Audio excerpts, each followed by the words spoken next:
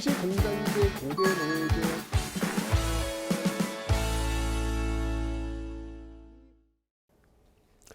네, 안녕하세요 여러분들. 역사는 최태성. 자, 이런 말이 있더군요. 그 단벌로 다니는 분들 있잖아요. 또 이렇게 옷에 이렇게 신경 쓰지 않는 분들도 있잖아요. 그죠? 네, 그런 것들조차도 멋으로 여기는 연인이 계실 겁니다. 중요한 건 이제 옷차림이 아니라 바로 그 기운이 아닐까라는 생각이 드는 거예요. 그러고 보니까 아주 옛날 생각이 나네. 옛날에 제가 그 미팅을 한 적이 있었는데 그때 그 되게 유명한 이 음악가 뭡니까 이게 색소폰 굉장히 유명한 분이 이름을 또 까먹었네. 이렇게 오는 내한 공연이었는데 그때 이제 같이 가기로 했어요. 저랑 이제 처음 만나신 여성분하고. 근데 제가 사실 그런 거 굉장히 익숙하지 못하거든요. 이렇게 잘 못해요. 그래서 그때 제가 그 야구 모자에도 저는 나름대로 이렇게 하고 갔는데 뭔가 드레스 코드가 안 맞았나 봐요. 근데 딱 나와 보셨는데 그분은 되게 뭐라 그럴까 정장 스타일로 나온 거예요. 정장 스타일과 캐주얼 스타일이 딱 같으니 잘 안 어울렸겠죠. 그죠? 네, 그래서 그다음부터는 연락이 없으시더라고요. 제가 좀 그때만 해도 이렇게 자신이 없어가지고 이거 좀 더 이렇게 적극적으로 갔어야 되는데 아마 그랬던 것 같아요. 네. 그래서 중요한 건 그런 것 같아요. 네. 저도 이렇게 그 옷차림, 캐주얼 그것도 뭐 문제는 있었겠지만 그래도 그 자신 없어하는 그때 당시에 저의 그 기운, 모습 이런 게 더 크지 않았을까라는 생각이 듭니다. 조금 더 자신 있게, 조금 더 과감하게 갔어야 되는데 그런 생각이 드네요. 맞습니다, 여러분들. 기운이 중요합니다. 스스로에 대한 그 자신감, 그것은 이 외부보다 더 중요하지 않을까라는 생각이 드네요. 여러분, 그 기운을 차리시기 바랍니다. 시작해 보시죠.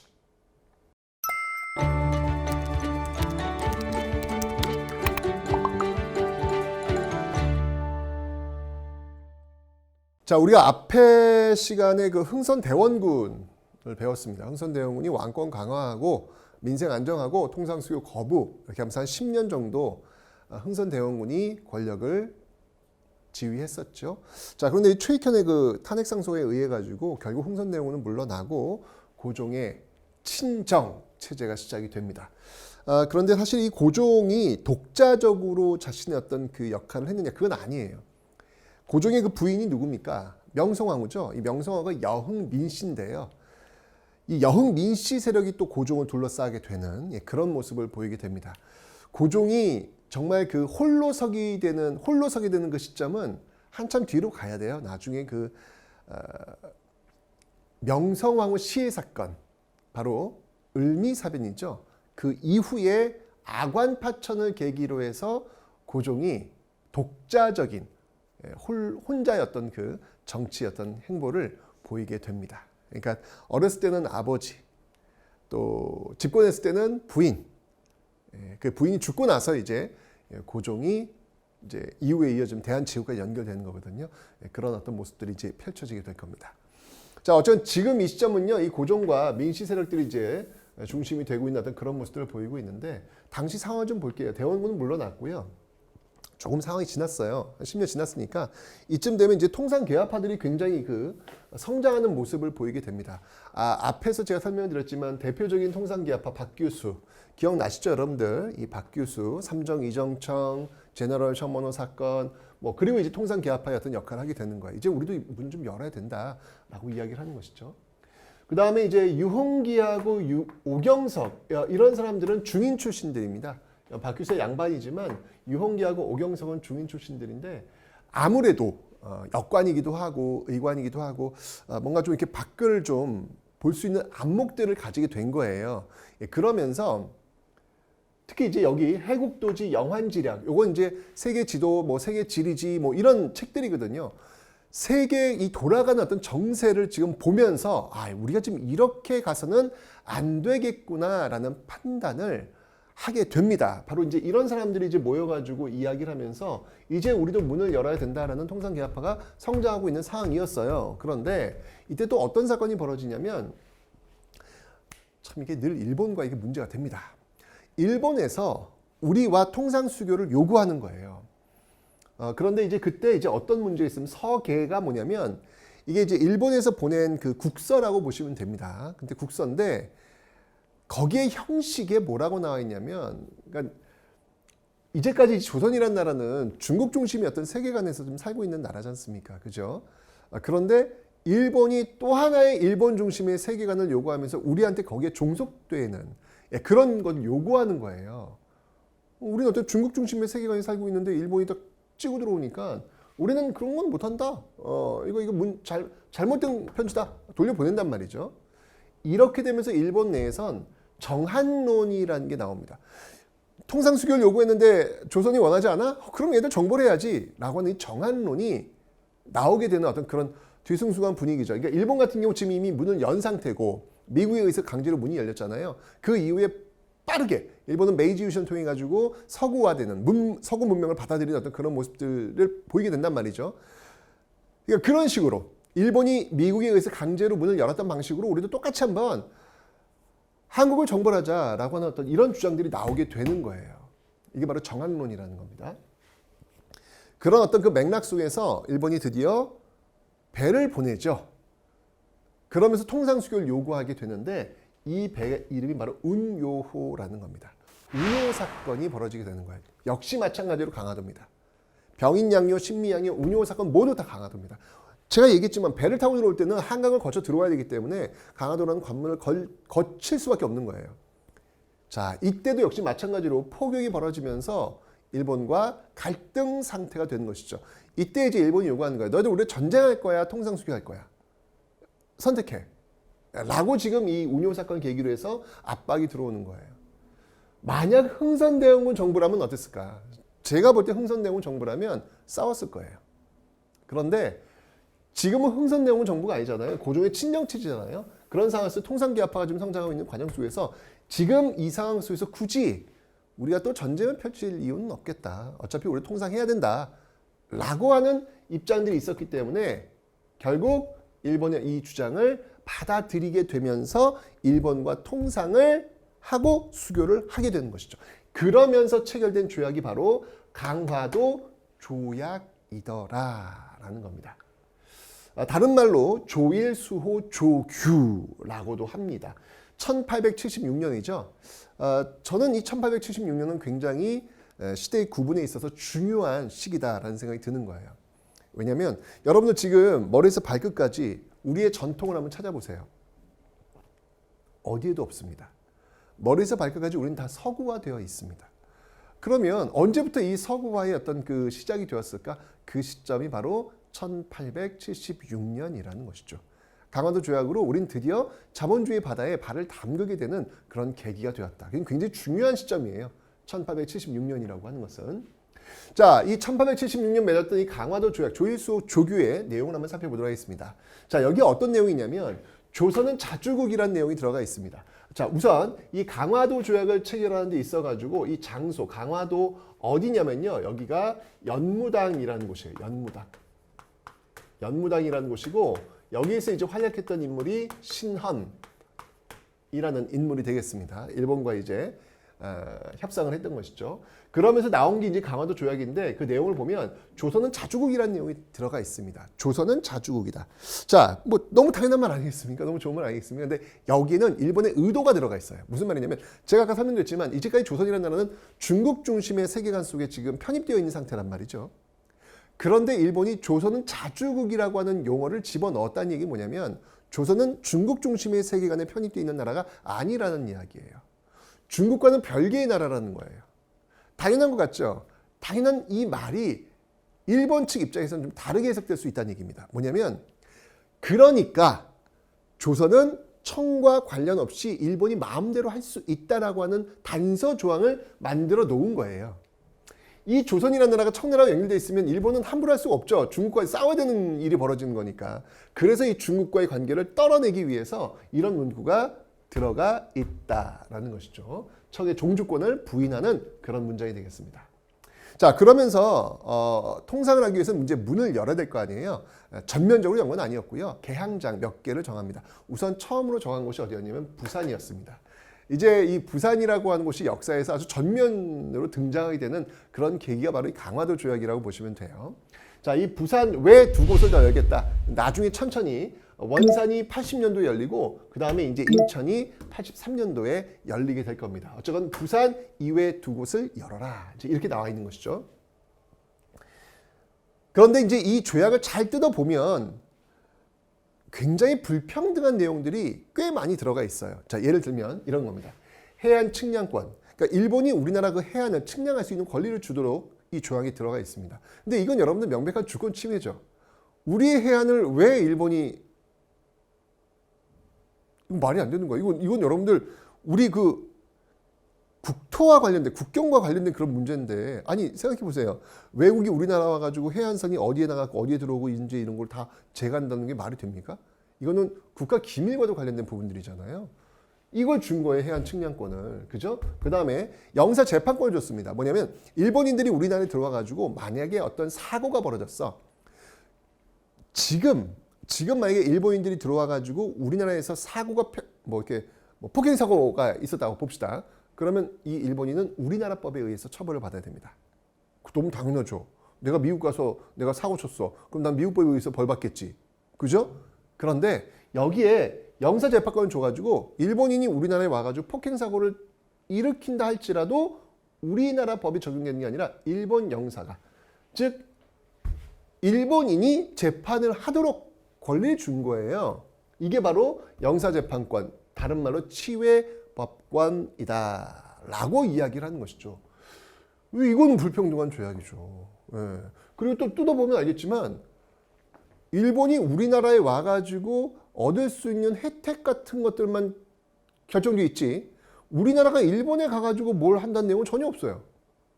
일방적이야 너무. 이런 내용들이 불평등한 조약이라는 거예요.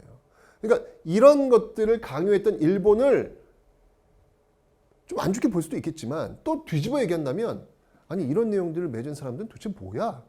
라고 볼 수도 있겠죠. 도대체 이 당시에 조선 공무원들은 뭐 한 거야? 이렇게 볼 수도 있겠죠.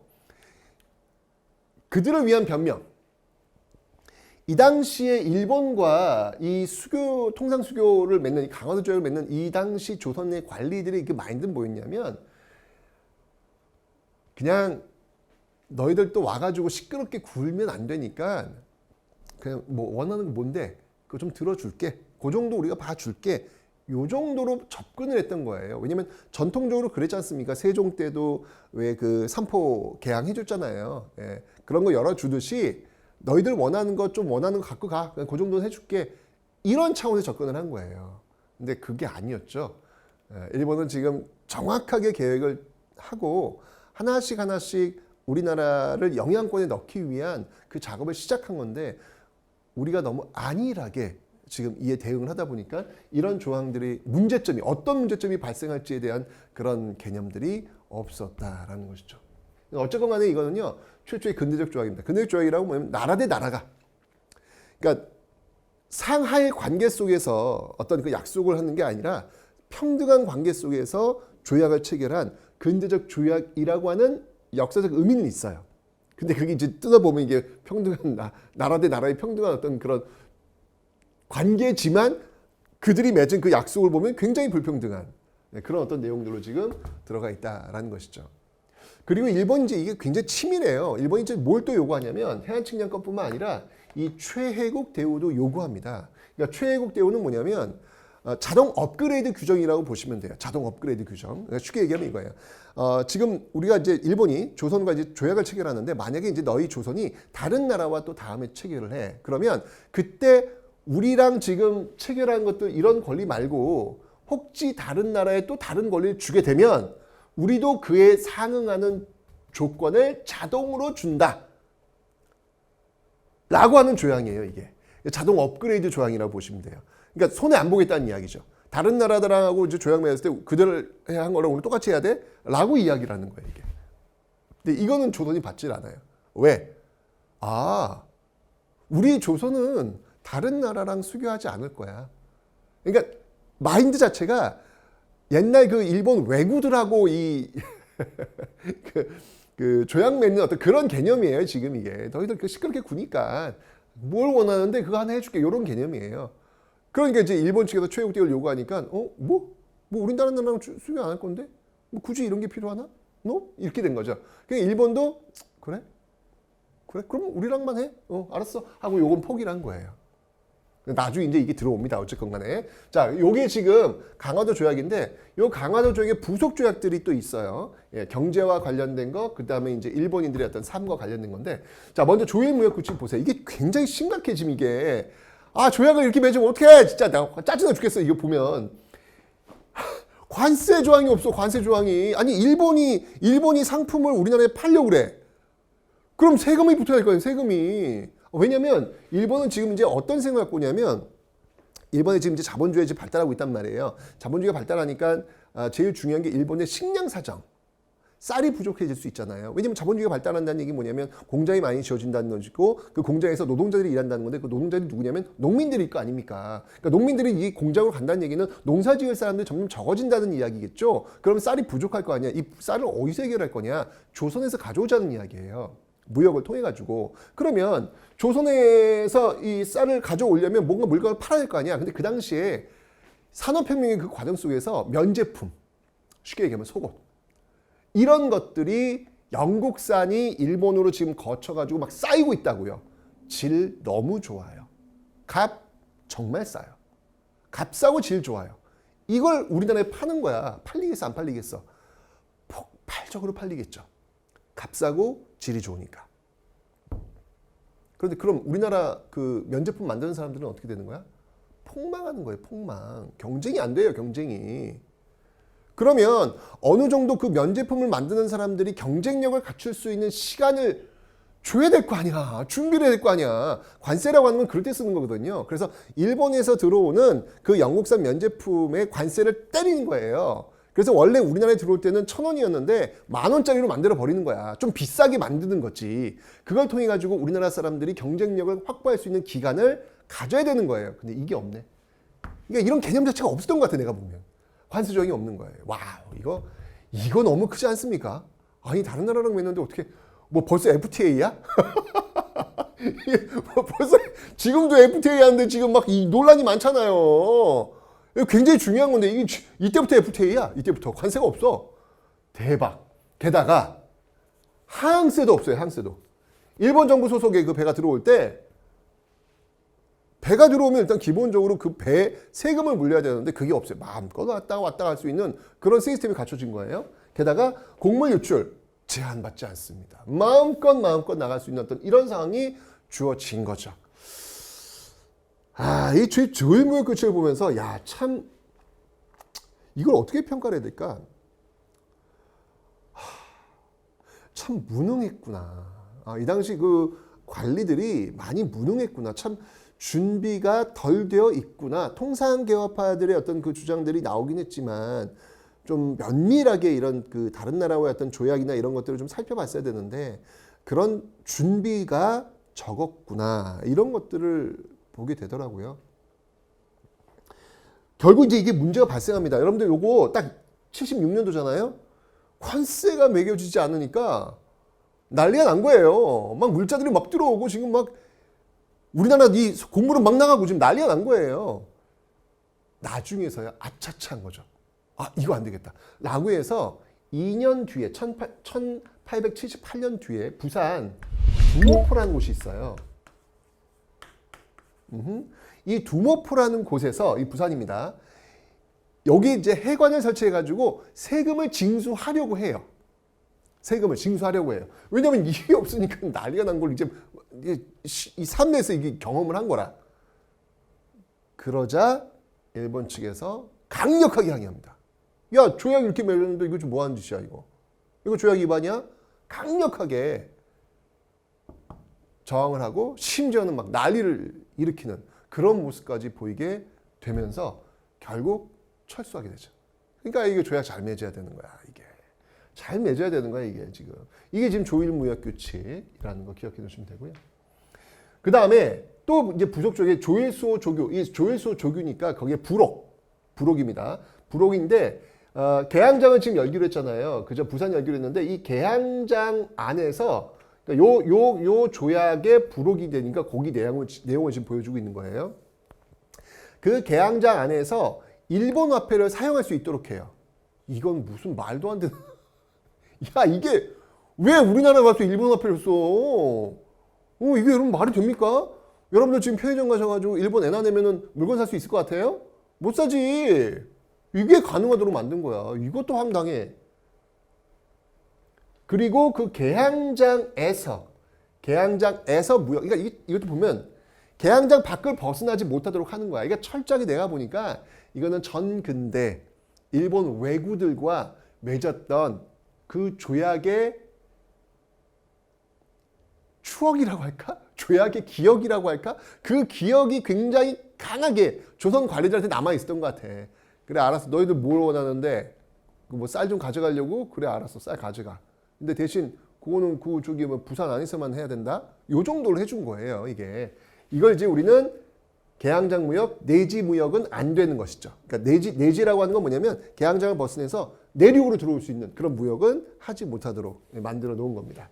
자, 이렇게 되니까 이 조일수호 조교 부록에 따라 가지고 어떤 일이 벌어지냐면, 그러니까 요 계양장을 중심으로 해서 심리 밖으로는 벗어날 수가 없어요. 자, 일본 상인들이 들어오면 그러면 자, 일본 그 속옷을 갖고 들어왔어.